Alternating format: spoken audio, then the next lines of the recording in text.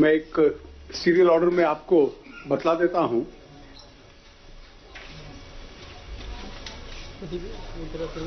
एक निर्णय ये किया गया कि जो आर्म्ड फोर्सेस की ex serviceman contributory health scheme है,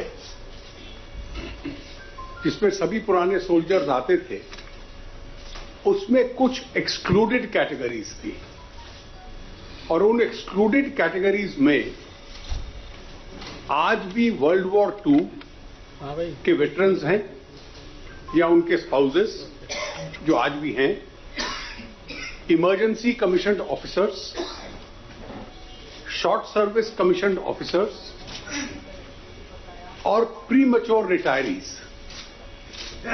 इन चारों कैटेगरीज में जो एक्स सर्विसमैन हैं और उनके स्पाउसेस, ये जो ex serviceman contributory health scheme है, इसकी सुविधा अब उनको भी प्राप्त होगी। उनमें से जो भी चाहे अपना कंट्रीब्यूशन देके इसमें शामिल हो सकता है। इन 3 कैटेगरीज में उसको ऑगमेंट करने की दृष्टि से आज सरकार ने एडिशनल फंड्स की रिक्वायरमेंट उसके लिए प्रोवाइड की है। ये एडिशनल फंड्स 2 कैटेगरीज में होंगे। इसका डिटेल नोट आपको विभाग से आ जाएगा।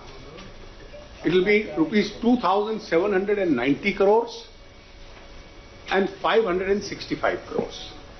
तो कुल मिलाकर 3300 करोड़ के करीब होगा। Revival and development of unserved and underserved air strips of state governments. देश भर में राज्य सरकारों के पास बहुत सारी एयर स्ट्रिप्स हैं जहां पर केवल एयर स्ट्रिप है, एयरपोर्ट्स नहीं है उन डिस्ट्रिक्ट्स में। उसके अलावा कई सिविल ऑनक्लेव्स हैं, CPSUs के पास हैं, हेलीपैड्स हैं और वाटर बेस्ड एरोड्रोम्स हैं। इसको रिवाइव करना और एक्सपैंड करना, इनमें से कुछ की कोशिश थी कि बिडिंग रूप से इनको दिया जाए और ये प्रोसेस 2018 के दिसंबर तक समाप्त होगा। एक टोटल कॉस्ट इसमें सरकार को 4,500 करोड़ 4,500 करोड़ की आएगी और इसकी जो डेट है वो मार्च 2020 तक एक्सटेंड कर दी गई है।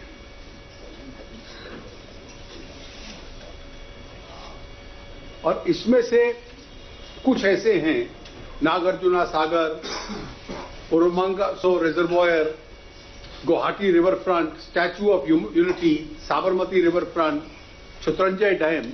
इसकी डिटेल आपको मिल जाएगी, जो ऑलरेडी अवार्ड हो गए हैं, क्योंकि ऑनगोइंग प्रोसेस है, इसको एक्सटेंड कर दिया गया है। एक पावर सेक्टर के संबंध में कुछ इंपॉर्टेंट निर्णय थे और एक निर्णय था कि जो स्ट्रेस्ड थर्मल पावर प्रोजेक्ट्स हैं,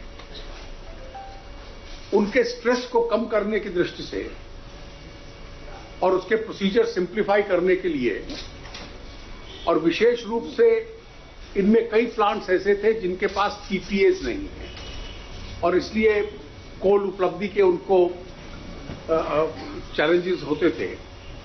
तो एक पॉलिसी इस पे बननी थी जिसके लिए एक GOM बना था और उस GOM की रिकमेंडेशंस आज कैबिनेट के सामने आई थी और उस GOM की रिकमेंडेशंस को आज अप्रूव कर दिया गया है। ये जो डिटेल्स में मैं इसलिए नहीं जा रहा, बहुत सारे आइटम्स हैं और आपको कंसर्न मिनिस्ट्रीज से इसके नोट्स आ जाएंगे। NHPC की, ये जम्मू कश्मीर के संबंध में है, जो चेनाब वैली प्रोजेक्ट है, उसमें NHPC की इन्वेस्टमेंट और approval for construction of Kiru hydro electric project, इन दोनों के संबंध में आज कैबिनेट के सामने आया था, जिसको कि अप्रूवल दी गई है। एक लैंको का जो तीस्ता हाइड्रो प्रोजेक्ट था, ये बैंकरप्सी कंडीशंस की वजह से उस प्राइवेट कंपनी का प्रोजेक्ट आईबीसी के सामने था। इस पे एनएचपीसी की बिड हाईएस्ट थी और क्योंकि पब्लिक सेक्टर की बिड हाईएस्ट थी उस प्रोसेस की वजह से, तो इसको एनएचपीसी को टेक ओवर करने की अनुमति दी गई है। बक्सर बिहार में एक 1320 मेगावाट का thermal power plant to be developed by SJVN thermal private subsidiary of SJVN limited, इसको अप्रूवल दिया गया है। उसी प्रकार से Khurja super thermal power project in Uttar Pradesh and Amelia coal mine in Madhya Pradesh, इसको टीएचडीसी इंडिया लिमिटेड उसकी इन्वेस्टमेंट को इस पावर प्रोजेक्ट में और इस साथ अटैच्ड माइन जो मध्य प्रदेश में है उसके लिए अप्रूवल दिया गया है। रेलवे विभाग की तरफ से नारायणगढ़ जो वेस्ट बंगाल में है उससे लेकर भद्रक तक 155 किलोमीटर का रेलवे लाइन है। ये थर्ड लाइन होगी जिसको कि 2031 करोड़ के अप्रूवल के साथ सैंक्शन कर दिया गया है। पिछली बार हम लोगों ने जो एसेट्स थे इंक्लूडिंग इमूवेबल प्रॉपर्टी शेयर्स जो दीपम विभाग के पास आते हैं एनईबी प्रॉपर्टी के थ्रू या किसी सीपीएससी के, उसका जो प्रोसीजर था उसको अप्रूव किया गया था। आज कैबिनेट ने जो नॉर्मल डिसइन्वेस्टमेंट का प्रोसीजर है थ्रू एन ऑल्टरनेटिव मैकेनिज्म, जिसमें मैं और highway minister road minister Gadkari ji होंगे और तीसरा फ्लोटिंग मेंबर होगा जो कंसर्न डिपार्टमेंट जिसका पीओएसयू है, उसको ऑथराइज किया और उस प्रोसीजर को एक प्रकार से अप्रूव किया गया है।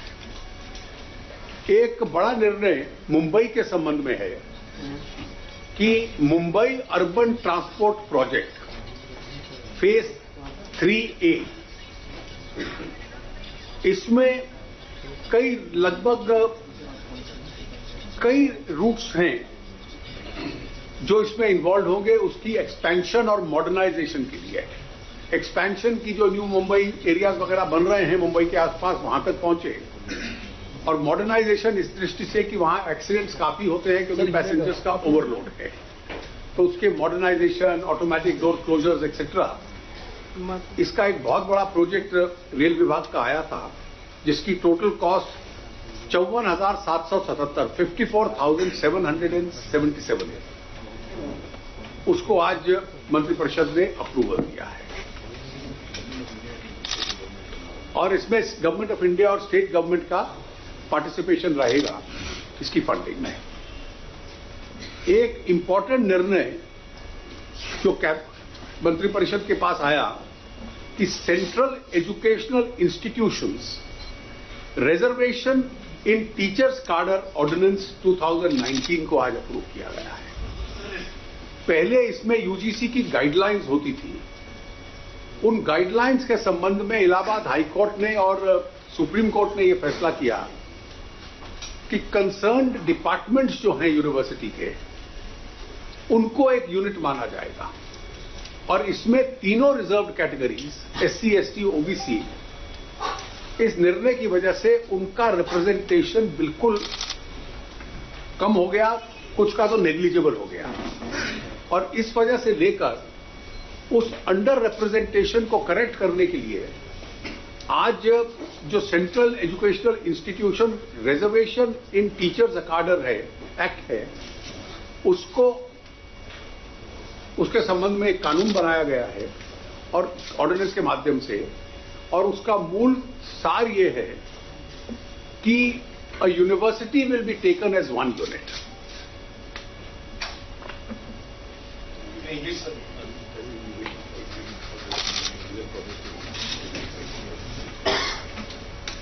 The Cabinet approved the Central Educational Institution Reservation and Teacher Cadre Ordinance 2019.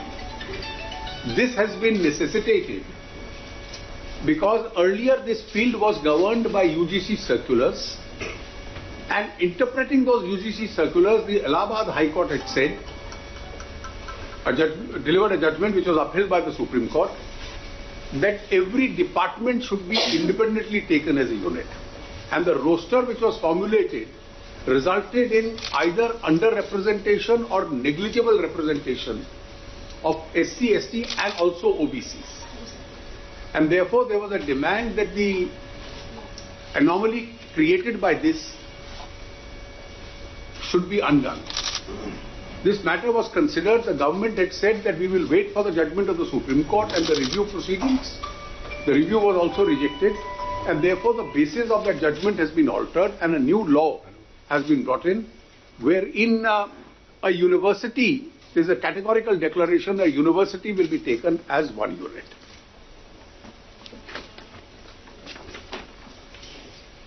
Border areas में जो फ्लड मैनेजमेंट है उसका जो प्रोग्राम चल रहा था 2000 उसको एक्सटेंड कर दिया गया है 19-20 तक और इसके लिए टोटल आउटले ₹3,342 करोड़ की है. सिमिलरली जो नेशनल एड्स कंट्रोल प्रोग्राम है जो 2020 में समाप्त होना था उसको 3 साल के लिए और एक्सटेंड कर दिया गया है on an outlay of ₹7,300 crore. 50 new केंद्रीय विद्यालय. The government in principle took a decision, even the areas have been identified, which the HRD ministry will today let you know. आज देश में 12,002 केंद्रीय विद्यालय हैं और 3 विदेशों में हैं. 50 और हैं. इनमें से बहुत अधिक संख्या में जो वहां है जहां सेंट्रल पैरामिलिट्री फोर्सेस डिप्लॉयड हैं, उनके परिवारों के लिए यह सुविधा एजुकेशन की, और ये अधिकतर लेफ्ट विंग एक्सट्रीमिज्म एरियाज वाले हैं. इन एरियाज में इनमें से 15 होंगे जहां रेलवेज के एम्प्लॉइज बहुत कॉन्सेंट्रेटेड है वहां होंगे, और सिमिलरली जहां सिक्योरिटी फोर्सेस का बहुत अधिक डिप्लॉयमेंट है वो एरियाज चुने गए हैं, और कुछ ऐसे एरियाज हैं जहां एजुकेशनल सुविधाओं की कमी महसूस हो रही थी. इसके अतिरिक्त 3 प्रायोरिटी कॉरिडोर्स दिल्ली मेट्रो के फेज 4 के उनका आज मंत्रिपरिषद ने इन प्रिंसिपल अप्रूवल दे दिया है. ये 3 कॉरिडोर्स होंगे एरो सिटी से तुगलकाबाद तक, आरके आश्रम से जनकपुरी तक और मुकंदपुर से मौजपुर तक. ये लगभग 66.932 किलोमीटर होगा. फेज 4 का मेट्रो है और इसकी टोटल लागत जो होगी उसका एक शेयरिंग पैटर्न है. ये 24,948 crore 0.65.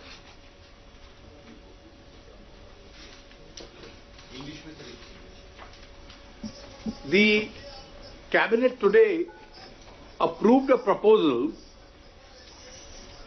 for phase 4 of the Delhi Metro,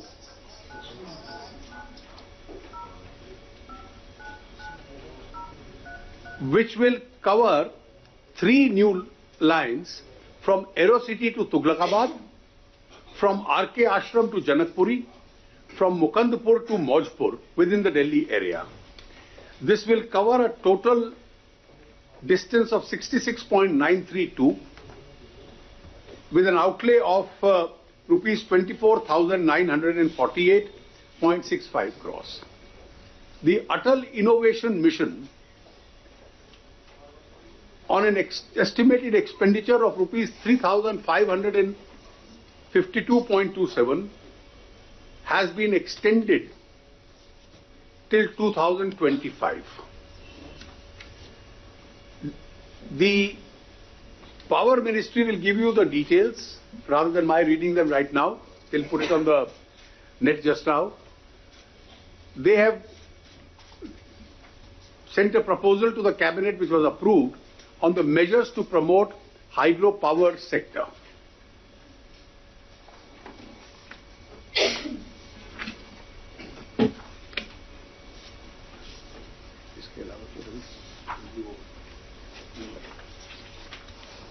Transformative mobility and battery. Yeah, okay. Battery को import करने वाले countries हैं. I'll just, I think there's one or two items maybe left.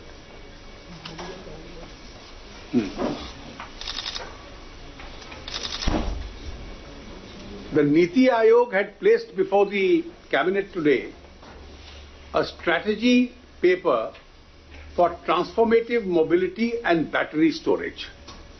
Because as we move into mobility and battery requirements in several areas, including automobiles, telephony and other electronics, we have to augment our capacity.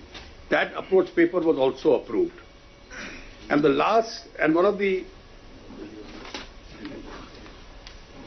one item related to a large part of the area belonging to the Bhopal airport. Bhopal airport के साथ जो जमीन है airport authority की, उसमें 106 एकड़ के ऊपर इंक्रोचमेंट है.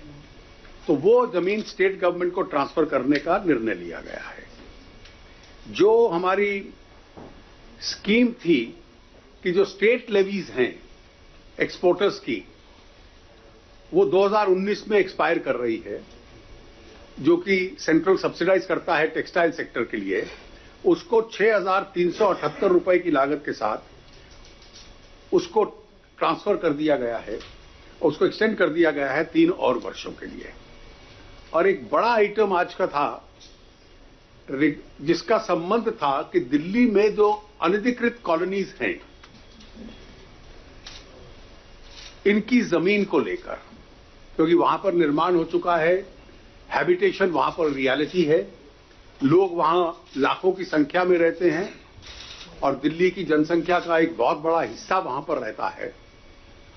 तो उन कॉलोनीज के साथ क्या किया जाए, तो एक कमेटी गठित की गई है आज मंत्रिपरिषद द्वारा दिल्ली के लेफ्टिनेंट गवर्नर की अध्यक्षता में, कि जितने भी ये लैंड्स हैं जिसमें कुछ मॉर्टगेज हैं, कुछ के साथ और कोई स्ट्रिंग्स अटैच्ड होंगे, इनकी ओनरशिप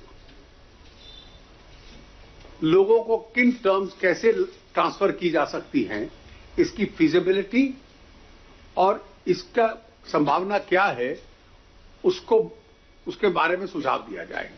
लेफ्टिनेंट गवर्नर साहब की अध्यक्षता में यह कमेटी होगी. इस पे अर्बन डेवलपमेंट मंत्रालय का पेपर था, वो आज आपको डिटेल ब्रीफिंग करेंगे और कमेटी के सदस्य कौन कौन